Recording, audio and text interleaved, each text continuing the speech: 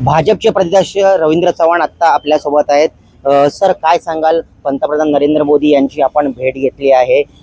यापूर्वी मी सुद्धा त्याचा साक्षीदार आहे की सावरकर रोडला ॲम्ब्युलन्सच्या उद्घाटनाला ते आले होते, त्यानंतर तुमची आज भेट झाली आहे। काय काय सांगाल याबद्दल?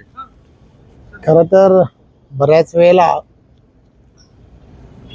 महाराष्ट्रामधील असणाऱ्या निवडणुका असतील किंवा वेगवेगळ्या विविध विकास कामांच्या संदर्भामध्ये आदरणीय पंतप्रधान नरेंद्र मोदीजी यांची व्यासपीठावरती अनेक वेळेला भेट होते,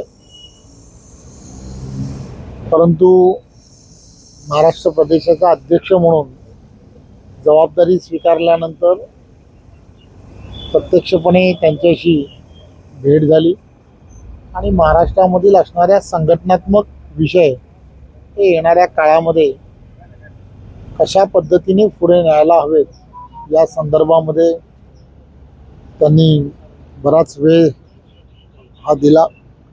खरं तर आदरणीय पंतप्रधान नरेंद्र मोदीजी यांच्या नेतृत्वामध्ये देशामध्ये भारतीय जनता पार्टी अधिक मजबूत होण्याच्या दृष्टिकोनातून सर्व राज्यांमध्ये भारतीय जनता पार्टीचे कार्यकर्ते पदाधिकारी काम करतात आणि त्या संदर्भातलं मार्गदर्शन हे फार महत्त्वाचं होतं आणि ते मार्गदर्शन त्या दिवशीच्या भेटीमध्ये मला त्यांनी दिलं। तुम्ही नगरसेवक असताना ते आपल्या प्रभागात आले होते सावरकर रोडला ॲम्ब्युलन्स, त्याची एक आठवण पुन्हा एकदा जागी झाली आणि अख्ख्या समाज माध्यमांवर ते फोटो फिरतात, याबद्दल काय सांगाल?